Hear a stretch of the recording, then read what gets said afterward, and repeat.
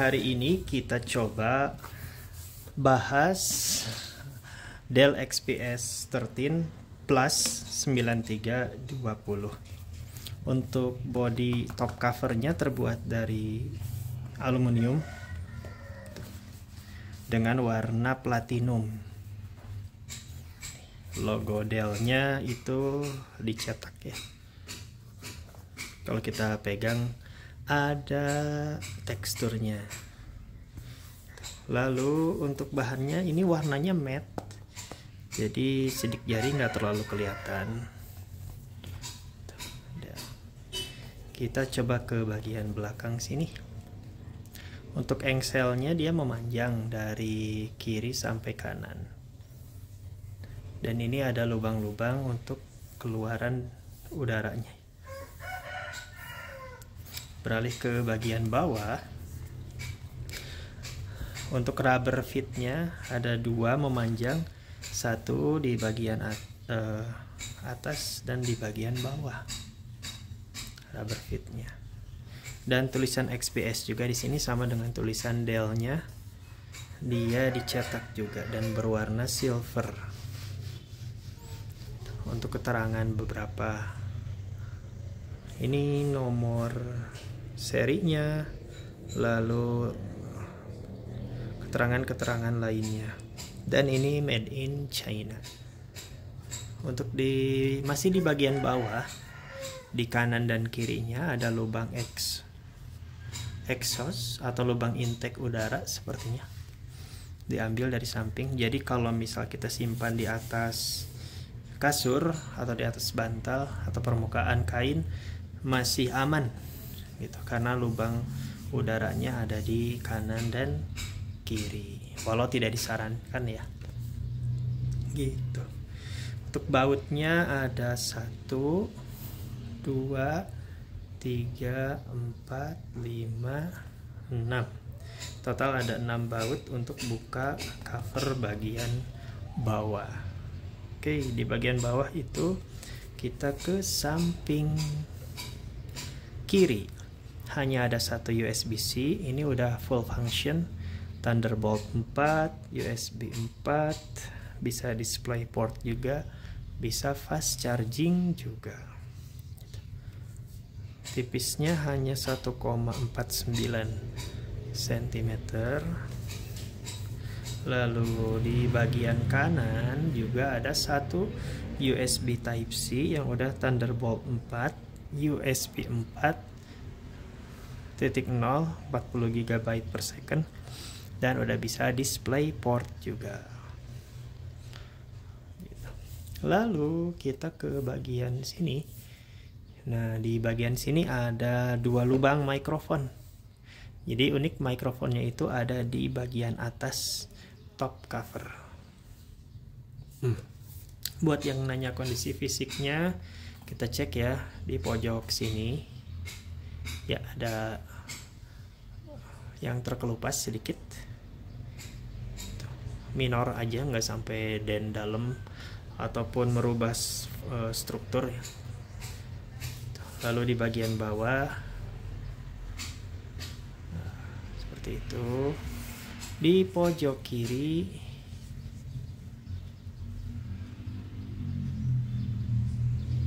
terus di pojok kanan atas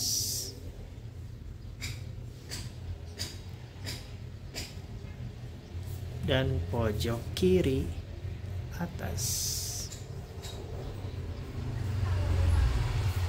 Oke, lalu selanjutnya kita tes apakah bisa dibuka dengan satu tangan. Bismillahirrahmanirrahim.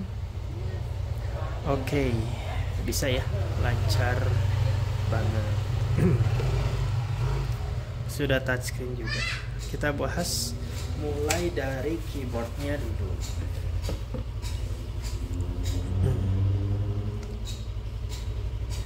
Pertama kali lihat XPS 13 Plus di CES itu keyboardnya unik banget ya. Dia keycapsnya berkotak-kotak dan gabung gitu, berhimpit-himpitan. Kalau kita pakai ini empuk dan nggak ada suara, silent gitu. Untuk tingkat kecerahan keyboardnya ada 2, 1, 2 mati gitu. Yang unik lainnya itu di touchpadnya nih. Touchpadnya seamless ya. Jadi kan biasanya kita kalau lihat laptop ada kotak kecil di sini ya, yang menandakan itu area touchpad. Tapi di XPS 13 Plus ini dia tersembunyi. Dan haptic dimanapun kita menekannya itu ada feel klik klik klik gitu, yang empuk dan responsif. Gitu.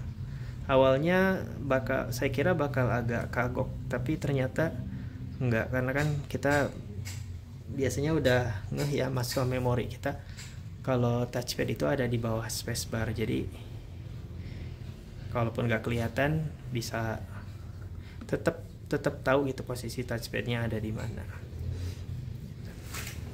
Selain itu function key-nya juga nih, ini digital gitu, elektronik. Kalau kita tekan Fn dia berubah jadi F1 sampai F12 plus tombol delete. Tombol escape juga ada di paling atas. Dan ini bisa di lock ya, Fn plus escape. Jadi F1 sampai F12.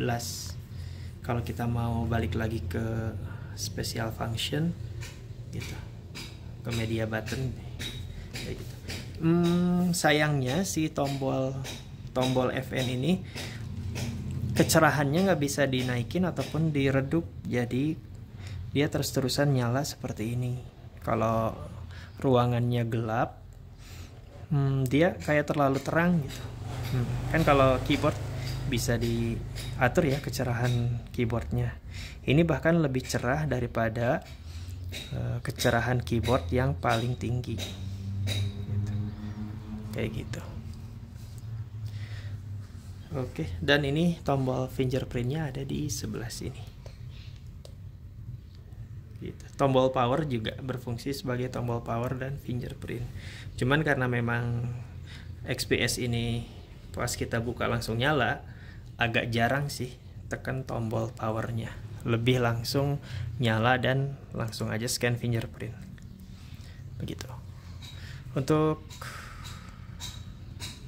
Sekarang untuk layar, nah layarnya itu ada 3 jenis, ada yang FHD, ada yang 3.5K, ada yang 4K, ada yang IPS dan ada yang OLED. Nah ini versi yang di tengah-tengahnya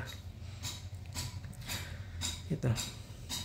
Untuk versi yang di tengah-tengahnya itu resolusi layarnya udah 3456 x 2160 atau 3,5K gitu. Panelnya udah OLED, kecerahannya di 400 nits, dan tipe layarnya glossy gitu. Walaupun glossy, sidik jari nggak terlalu banyak nempel ya gitu. Jadi tetap clean kelihatannya. Refresh rate-nya di 60 Hz aja gitu. Lalu ini keterangan lebih detailnya. 8 bit RGB Dolby Vision. Ya, karena ini udah bisa HDR gitu. Nah, ini dia. Udah support ya. Gitu. Bisa diatur sih di setting. Ininya kalau kita ke image quality nanti HDR-nya bisa dinyalain. Gitu. Itu untuk layar. Lalu untuk Windows-nya, untuk bawaannya dia Windows, ada yang versi Pro, ada yang versi Home ya. Yang ini versi Windows 11 Pro 23H2, udah yang paling update. Kelihatan dari settingnya yang ada menu Home sekarang. Gitu. Prosesornya juga ada beberapa tipe untuk XPS generasi pertama ini. Ada yang 1260p, 1240p, dan ini yang paling tinggi di Core i7 1280p 1,8 GHz. Nah, uniknya yang seri 1280 ini core-nya lebih banyak dibanding yang 1260. Kita cek ya.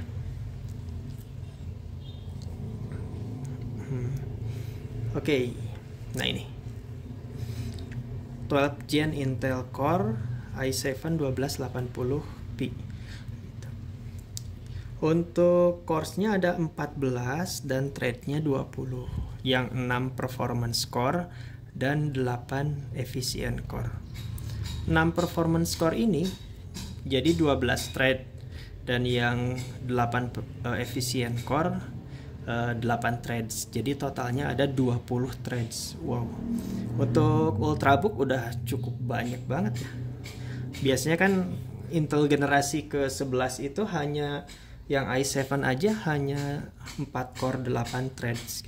Ini 14 core 8 threads gitu. Jadi untuk kebutuhan harian office kerjaan udah mumpuni banget sih gitu. Dan L3 cache-nya di 24 MB gitu. Untuk yang versi 1260p itu L3 cache-nya hanya 18 MB. Kalau ini di 24. Jadi seri tertinggi dari 12 Gen. Kalau kita bandingin sama yang 13 Gen yang 1360p itu jumlah core-nya lebih banyak yang 1280 gitu. Kalau 1360p itu di 4 performance core dan 8 efficient core. Total jadi 8 tambah 8 16 core. 16 thread, maaf. Untuk RAM-nya ini yang terpasang sih sebetulnya 6400 MHz. Tapi karena keterbatasan Intel 12 Gen ini di 5200, jadi kebacanya 5200 dual channel 16 GB. Ini posisi idle ya, udah kepake di 8,6 GB. Jadi memang ideal banget sih untuk keperluan sehari-hari supaya lebih lancar. RAM itu udah minimal di 16 GB gitu. Karena untuk browsing buka beberapa tab aja udah bisa sampai 12-13 GB. Jadi kalau RAM-nya masih 8 itu udah pas-pasan banget. Nah, SSD-nya 512 GB dari WD. Tipenya SN810. Untuk kecepatannya udah saya tes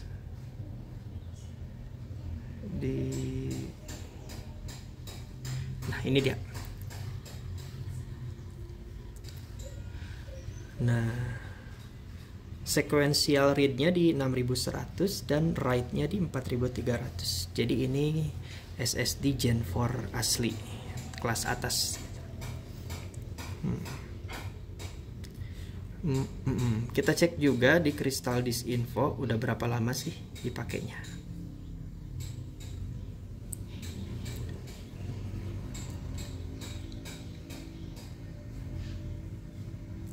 Oke, ini untuk pemakaiannya baru 49 jam aja.